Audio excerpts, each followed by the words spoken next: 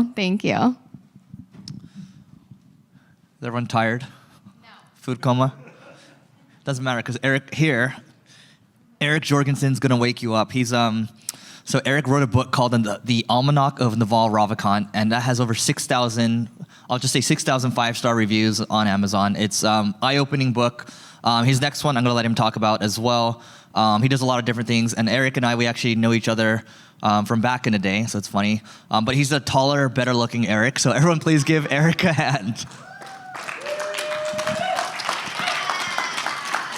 Thank you. Cheers. Bottle life, yeah. Thank you, fellow Eric. All right. Let's click things. I'm very glad to have the after lunch spot instead of the hangover spot that Eamon got, or the hangry spot before lunch. This is what we're gonna do. So my name's Eric Jorgensen. I'm all of those things, but I'm mostly here, I think, because while writing that Almanack of Naval Ravikant, I got obsessed with this idea of leverage. There's a chapter in the book, it's all about leverage. And I loved that chapter, and it wasn't enough for me, and I wanted to keep exploring that idea. And I just spent another year sort of reading and working and digging and trying to synthesize and put all these things together. And that work has kind of changed my life and how I approach my life. And I think it's a really helpful framework to share with you. So I want to install a new mental model in you in 20 minutes, like Matrix upload Kung Fu style. And I hope that if we are successful here, that in 6 months or a year, it has changed how you make decisions, how you allocate resources in your company or in your life, and that you think back on this and you're like, that was a well-spent 20 minutes. Thank you. So here is the essence of the model. Like when I say leverage and lever, I'm talking about like the lever from physics, a very basic, simple machine, a bar you put under something, and with a fulcrum you push. Most of us here can only lift 200 pounds, like as an average. Eamon's been hitting the gym. He can probably do 500. I don't know. It's impressive. The world record deadlift is like 1,100 pounds by this guy Hafthor Bjornsson, the mountain. He's enormous and amazing and hilarious. But with a 15-foot lever, you can lift 2,000 pounds. You can be stronger than the strongest man who ever lived with a very simple machine. And with a 25-mile long lever, if you can find one, you can lift 20 million pounds, which is basically the entire Eiffel Tower. Some other laws of physics are gonna interfere with that, but like grasping this is the fundamental takeaway of the whole talk, and we're gonna generalize that out to all areas of business and life. So, like high school physics teachers like to do, they demonstrate. This is one average looking strength dude lifting 10 to more people, probably about 2,000 pounds, if that helps you kind of create a mental image of levers and leverage. I think of levers as force multipliers. That's the definition you'll find in a physics book. And leverage is where I start to take poetic license with it, but the art of using these force multipliers to accomplish more. What leverage is not, we hear it tossed around a lot, and in this context, in this room, in this 20 minutes, it is not financial leverage, the debt to equity ratio of a company. It's not negotiating leverage, like having control. It's not a fancy MBA who says leverage when he means use, which happens a lot. I didn't hear a lot of MBA talk in here, so I think I might be safe with this joke. But, and it's not, like when I start to talk about this, sometimes people are like, oh, it's like productivity. I'm like, it's not productivity. Productivity is like self-abuse in pursuit of small gains that are easily lost. And like working on efficiency is good, but like there's a cap on it. There's a limited upside. And it's, there's this weird like self-punishment vibe that comes with productivity and productivity gurus that I'm not into. I like big, easy, sustainable wins with unlimited upside. And that's how thinking in leverage works for me and what I get out of it. So this is the unleveraged worker, working 40 hours a week, responding to as many emails as they can, linear work. They can maybe connect with 100 people. And this is that dude who has spent more time working in the past few years on building leverage. If they took the time to hire and train an assistant, to hire an agency, to start using tools like wikis internally and text expanders and process documents, if they've recorded some of themselves in audio or video, they can maybe now scale and instead of having 40 hours a week to produce, they're creating 120 hours a week, which would be almost impossible for an individual human to sustain, and they'd be able to respond to 500 emails, connect with 1,000 people. This is how people start to scale up and then increasingly build incredible companies. One key piece of this idea is remembering that time is the ultimate constraint. It's the only thing you'll never get more of, and the pursuit of leverage and increasing your leverage is the art of increasing your outcome for the amount of effort that you put into something, and understanding that your time and energy is the fundamental currency that you're spending, and when you can spend it well to make it more efficient and more effective later, you are increasing the outcome and impact of your future self. And your future self will be very grateful for that. And you will be the person on top of the lever instead of the person standing on the ground forever. So this is a quote from Naval that I'll let you read. This is kind of the beginning of breaking my brain into a leveraged mindset.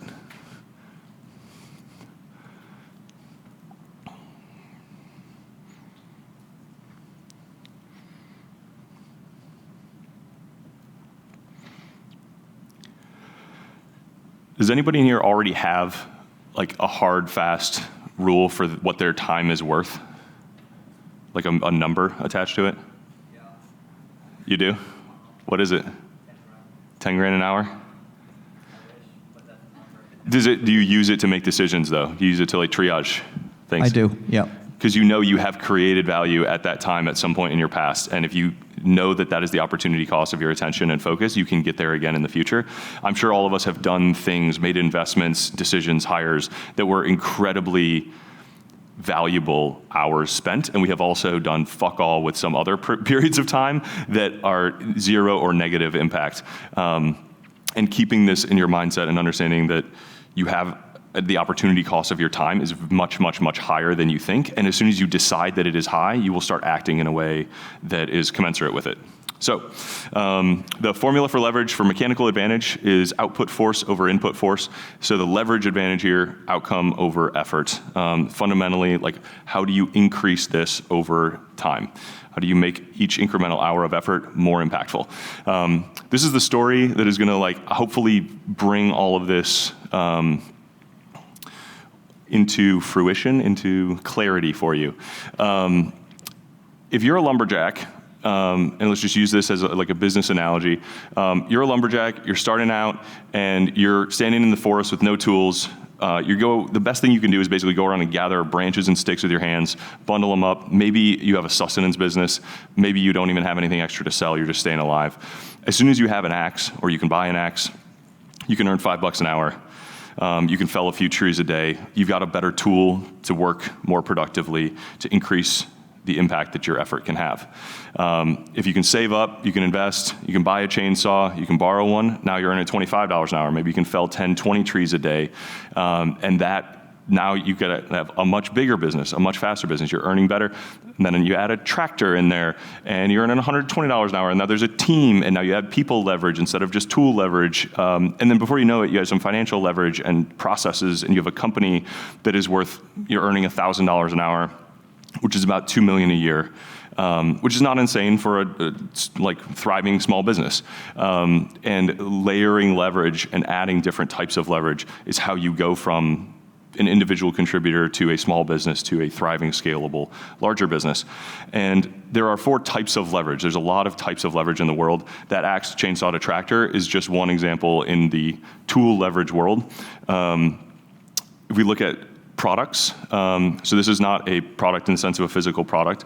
It is a product of your mind. It is preserving your effort or your judgment or your code or your hard work into code, into media, into a video, into a book, into a tweet, whatever it is. And that is like, you can sort of increase your contributions to those over time and those accumulate.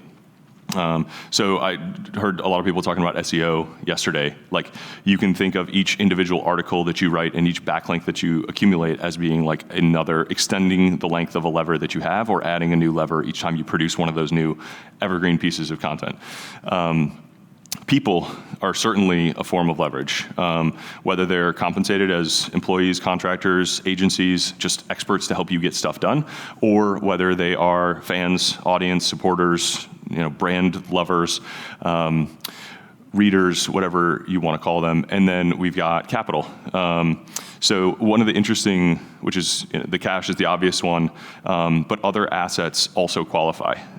So I talked to Nick Huber to do a case study for the leverage course that I teach, and he had a really interesting one because he started his storage business in his dorm room in college, and the only assets he had were like some leftover printer credits from the previous semester and a dorm room lease that was 12 months old or 12 months long that he didn't need the last 3 months of. And he was like, I don't want to waste this asset. I'm going to go put up some flyers. I'm going to market my dorm as student storage, and I'll drive around in my buddy's truck and pick up all this stuff and store it. And so the asset that he used to start his business was actually like a overdue lease term that he just didn't even need. And so there are assets all around you that you could classify as capital assets that you could put to work that you may not already recognize as productive, that are dead weight. So what I find when I talk to people, business owners in particular, about leverage, they usually have one or two of these that they're like, yeah, I know, people leverage. It's boring. I got it. I'm really good at that. Don't tell me about people leverage. I'm an expert at this. And for people building agencies, in here, which it sounds like we have at least a couple, like that comes very naturally. You tend to solve problems with people. You think of, oh, we have a constraint, we need to add a person. And for a developer, it may be the total opposite. They try to solve every problem with code. They don't want to work with another person. They don't even think of people as being an asset that's accessible to them. So everybody in here has one or two of these that they are really skilled at and really prone to, and they probably also have one of these that they are either deathly afraid of or don't even consider as an option to solve a problem or implement in their businesses. And I think it is worth looking at all of them holistically to see where you might have opportunities and where you might be blind to and where you want to lean into your strengths. So, these are some high leverage individuals, people achieving insane outcomes through the equivalent of that 25-mile lever, right, from that first slide that I showed you. One of the world's youngest, I think the world's youngest self-made female billionaire, Kylie Jenner, doesn't do any work at all. 330 million followers, basically the entire population of America follows her on Instagram. Her business is run by her mom, who just outsources that to something else. Like, Kylie Cosmetics is an amazing business with extremely low overhead because she's maximized audience leverage to the utmost. The guy in the middle's name I can't pronounce because there are basically no vowels in his name. Inve is the closest I can come. He is the CEO of the biggest institutional asset manager in the world, the Norwegian Sovereign Wealth Fund. He manages $1.4 trillion. So when he makes moves, the world sort of responds, but most people don't even know who he is. So when I talk about this, sometimes people are like, yeah, I want to use leverage, but I don't want to build an audience. It's like, fine, totally, dude, there's so many kinds of leverage. You don't have to worry about that. So I use this and Satoshi as examples of there are ways to maximize leverage without having to become a persona or a personality or build an audience. There are extremely leveraged individuals in using all of these different kind of types of leverage. Joe Rogan is another one, Oprah is another one, who have just found things to really maximize. And it's like the Forbes cover that had Kylie on it actually was like they had the era of extreme fame leverage was like the tagline of her article. And I thought that was extremely funny. And that generalizes up. We can scale up from high leverage individuals to high leverage organizations and high leverage teams. So we sometimes see small teams outperforming larger teams because they have better processes, because they make use of tools, because they make use of products, media, external contractors, and the same thing happens in companies. Apple's the biggest company in the world, but it is not the highest leverage company in the world. And if we look at different metrics than we're used to looking at, instead of market cap or revenue, look at revenue per employee. And Oracle's like a tech company, right? Like in the world of companies, Oracle is a pretty high leverage company. They've got about 300,000 in revenue per employee. Apple's about 2 million, which is high for a tech company, even though they have a shitload of employees. But Craigslist is 14 million revenue per employee. And if you want to run a company that is comfortable and easy and is a good life and has plenty of cushion, like thinking about revenue per employee will shift you into a higher leverage mindset and force you to search for tools, search for processes, reduce overhead, and it'll be better for everyone involved. And I find especially agency founders tend to not quite think in that way habitually, and they sort of level up in growth and pace when they do. So here's how I think of this, and maybe it's helpful to kind of show my analogy. So the course that I teach is called Building a Mountain of Levers. My goal with this talk is basically to give you as much value of the course as possible in like 20 minutes. So this is, picture yourself like standing in a field. You got that 200 pounds in front of you. You got 2,000 pounds over here. And your job isn't to like run over to the 200 pounds and like lift it as many times as you possibly can because like you get paid $10 every time you lift that. It is to go find levers and extend the levers that you have to lift that 200 pounds really easily, and then to lift that 2,000 pounds really easily, and then to find that other 20,000 pounds and lift that really easily.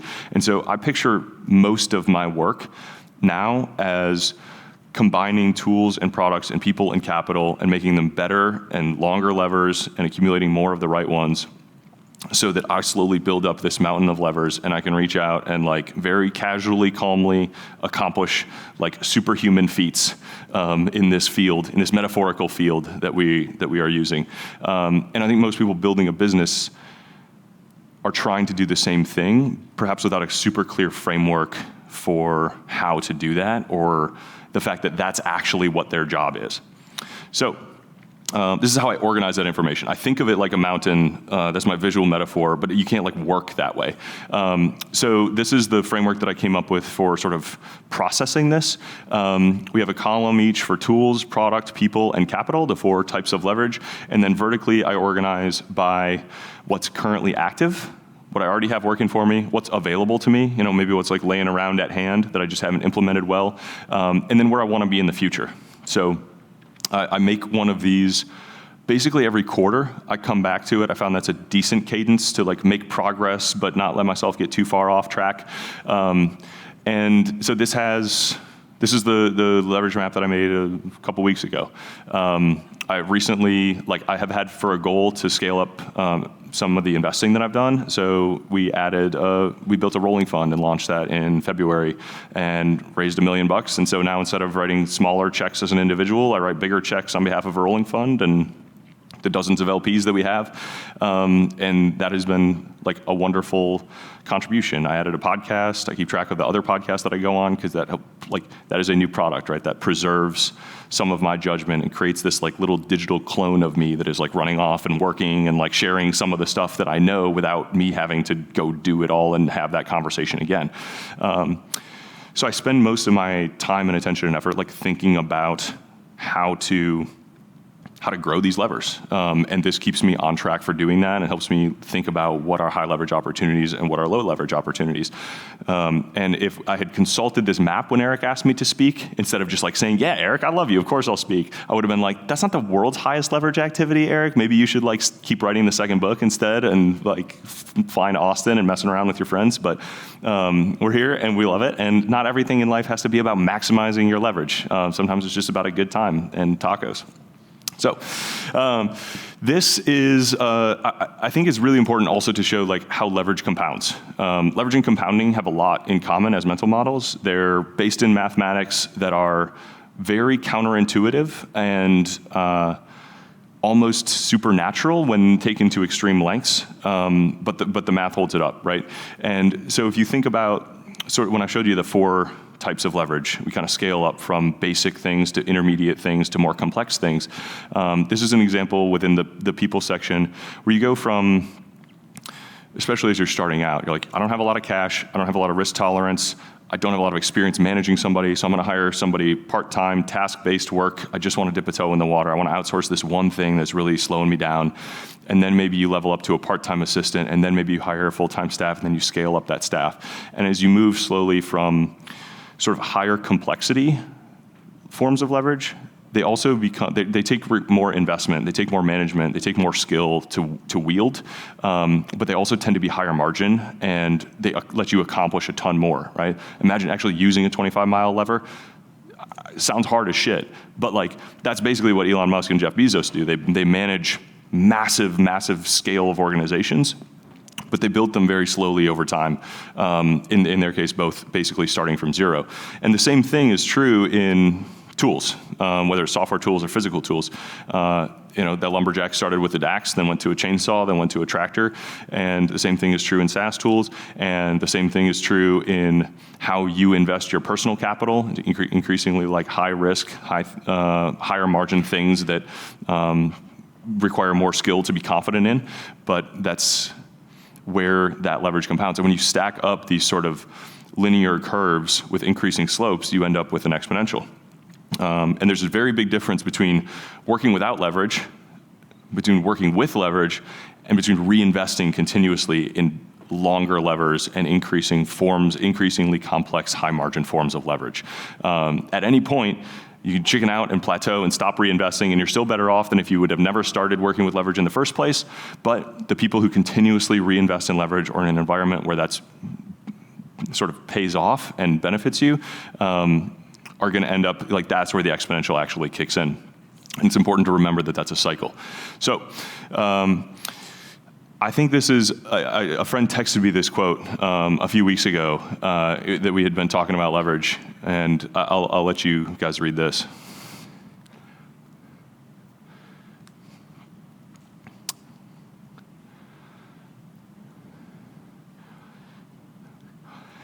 Is there a better definition for an entrepreneur? It's not just a manager, it's not just the person at the top of the org chart. It's somebody who's always able to find the highest point of leverage in a business situation, whether it's drive a new acquisition, make a new hire another CEO instead of you, start a new business entirely, sell this thing and start over. Like this, I feel like this is a perfect sort of way to bring together, like, I think the identity of almost everybody that I've talked to here, with the core point of thinking in leverage and constantly seeking that ever-shifting key point of leverage in your business is slow, hard work sometimes. It's brain work and thinking in the shower work, but it's very important, and it's where a lot of the high-value creation comes from. As we wrap up, I got 2 more slides for you here. This is like the lumberjack story, but in real life and more complex, now that we have more kind of shared language to talk about here.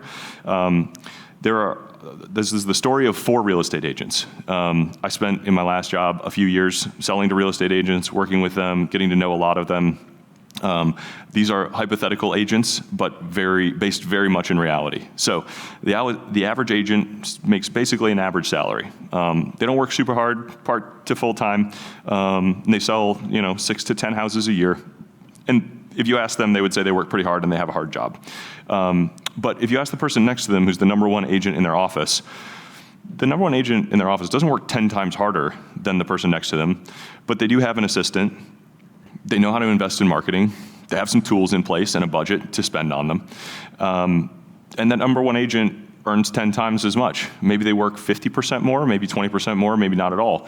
And then you go talk to the number 1 agent in the city who earns $10 million a year, and you ask her what her daily work is, and it doesn't have anything to do with selling houses. She's a recruiter. She goes and finds promising young agents. She brings them in. She teaches them what she knows. She introduces them to the rest of her high-performing agents who all share things, not unlike this mastermind group. And they all coach each other and help each other and support each other, and she uses that collective power to negotiate a better deal from the broker. That's a high-leverage move, and then to go back and negotiate splits with each of her agents. So she doesn't really sell houses anymore at all. She's got her name on a lot of signs. She's got her face on a lot of signs. She's got amazing relationships with the high producers and with the brokers. And she knows she has the media created, the products created to run this organization incredibly well.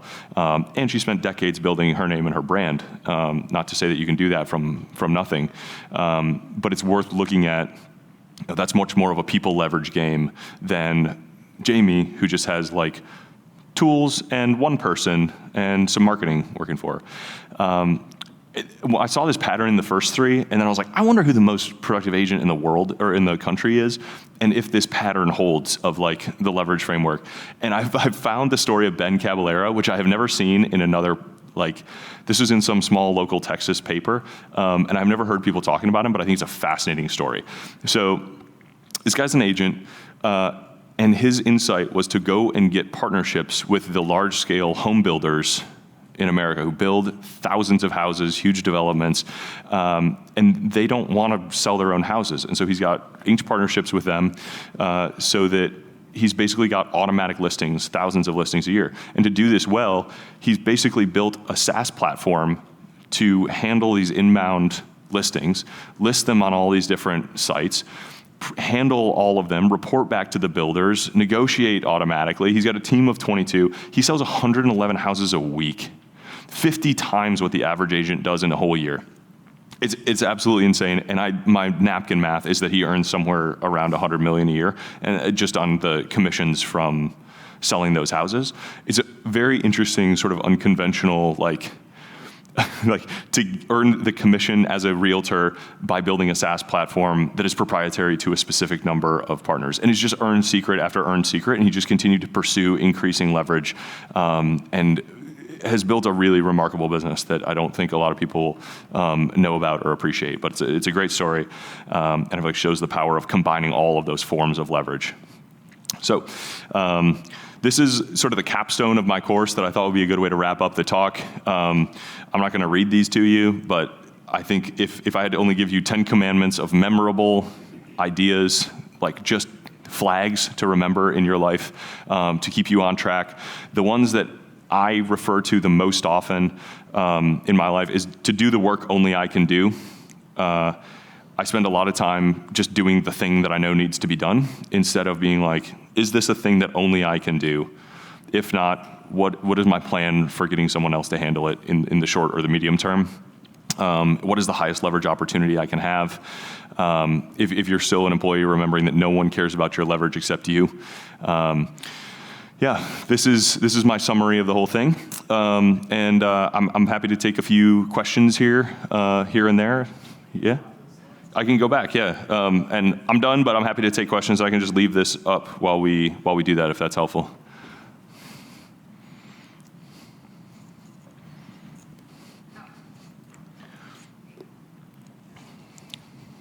Thanks. I'm actually curious. You had your own leverage card up there, what you're trying to do. Yeah. Curious if you can kind of maybe walk us through that and how you're basically applying these concepts into your own business and how you're trying to think about these. Yeah. I mean, my like business, quote unquote, is not really a business. It is just like me trying to figure out how to scale earnings doing things that I like to do. So I wrote a book, and that was like that was a great experience in product leverage, right? It's kind of like I spent 3 years working on this thing, and I've created it, produced it, and now it is just kind of out there doing its thing, and people are loving it and sharing it, and that's wonderful. I was kind of like, okay, that's pretty cool. I really enjoyed that process, and I enjoyed creating that. That was worth doing. I'm going to do that again. So part of my time is working on that and adding sort of another product to that product leverage. This course was the same thing. It was like, I want to mess with a different format. I want to have a process for like exploring this idea more and sharing it and meeting people who are going to teach me more about their forms of leverage. And I've already met some incredible people who have their own like amazing playbooks that are like, here's how I've automated my entire like kitchen shopping recipe process all the way down to like a chef who shows up and cooks my own meals for me and just like puts them in the fridge. I was like, that is legit. Very like, yeah, just automate your whole home life. I also started a podcast and want a little more like, I don't know, a better media form. And then the fund I mentioned, and I hired an EA. Those are probably like the 3 highest leverage things that I've done in the last year and a half. Create one really high quality product, hire an executive assistant, and start that fund to just add some leverage to what I was already doing.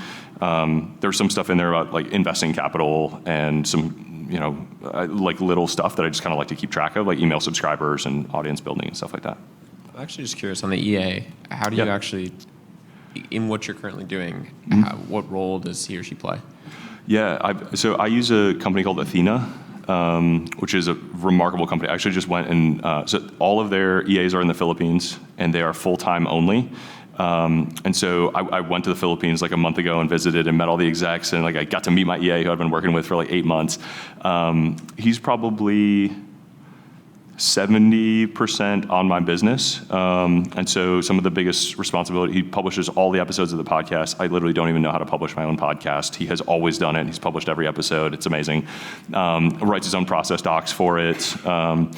It publishes the newsletter from my rough draft. Basically, like I write it and everything gets kind of like, put it in ConvertKit, put it in Squarespace, put it in all this stuff, and find images, plug all these things in tactically. I'm working on the kitchen stuff now, so like I'll send him a recipe and he'll upload it, and I'll be like, here's your grocery list. I was like, cool, all right, here's what we already have, and then he'll do that from Instacart. But yeah, it's a very cool company, and I'd never had an EA before, so I was pretty nervous about like, I don't know how to manage this person. I don't know what I should expect. I don't know.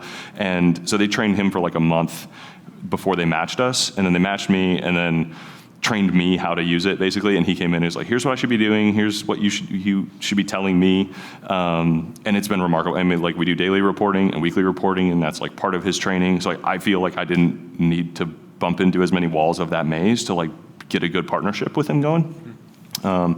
Yeah, so big fan of that whole process. It de-risked that as a step for me, and I'd wanted to do it for a long time and not really known how.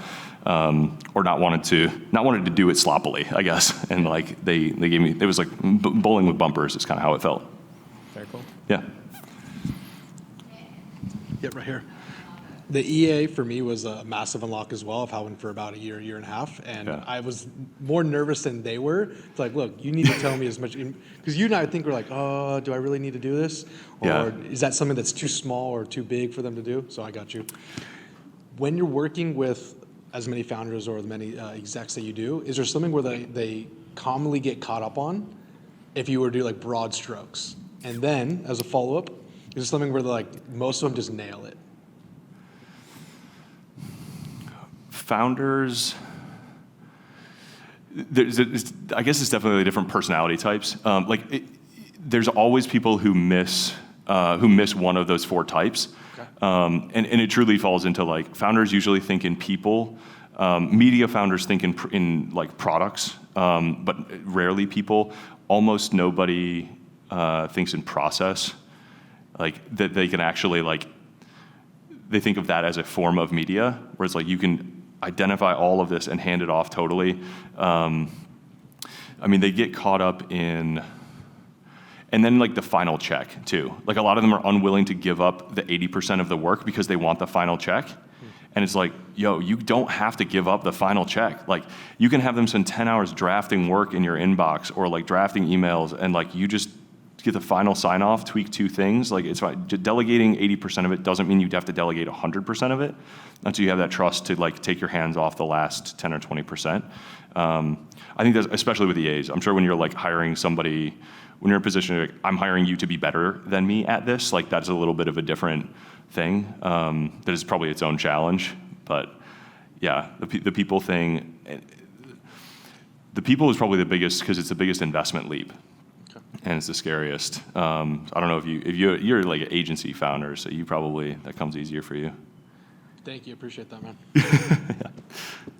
Yeah, my question's number 9 on the laws of leverage. Leave room for things to go wrong. Like, how does that like manifest? Like, do you mean like mentally or time-wise, or what do you mean by number 9? Yeah, so this is maybe best explained in the, like in your hourly rate, right?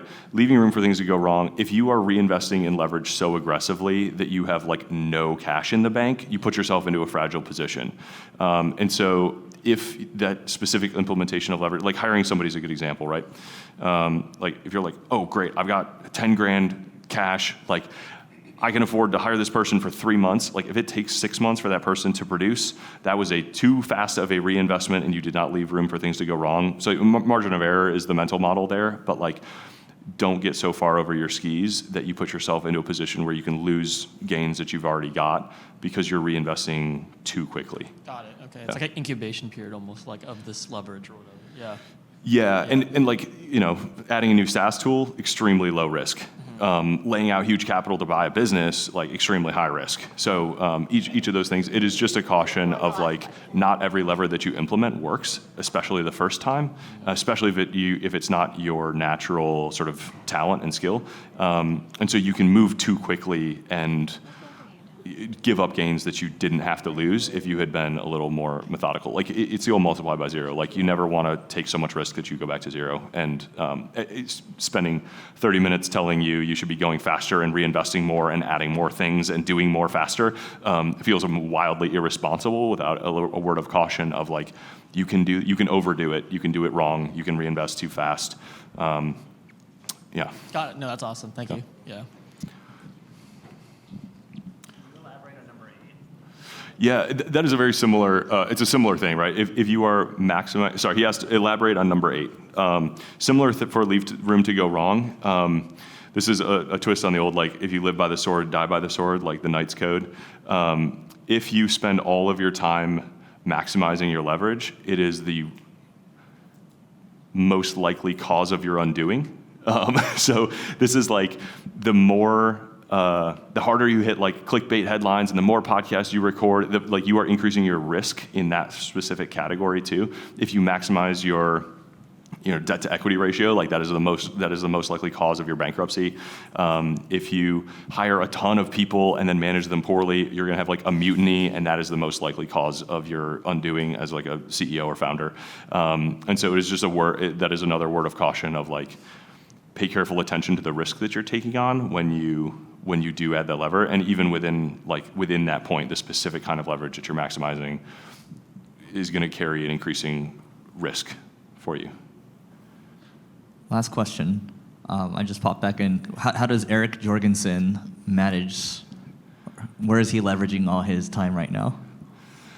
So I'm working on the second book, the Almanack of Biology.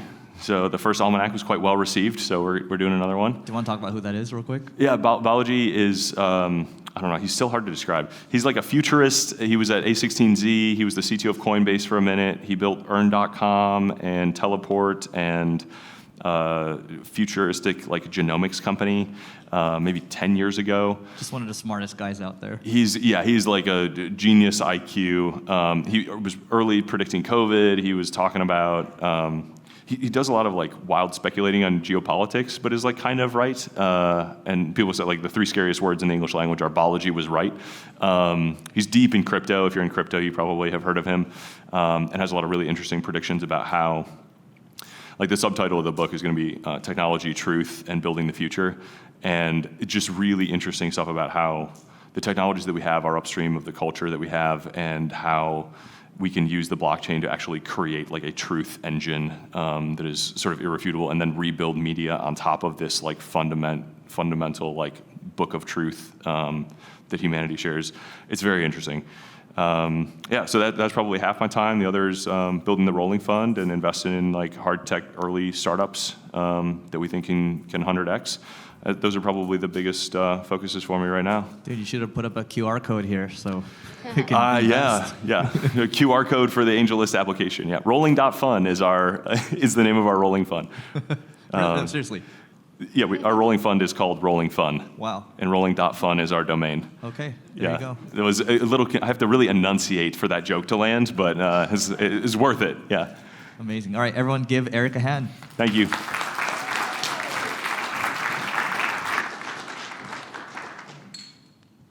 I think Noah's peeing right now, so I'll fill the time real quick by introducing him. So while we wait,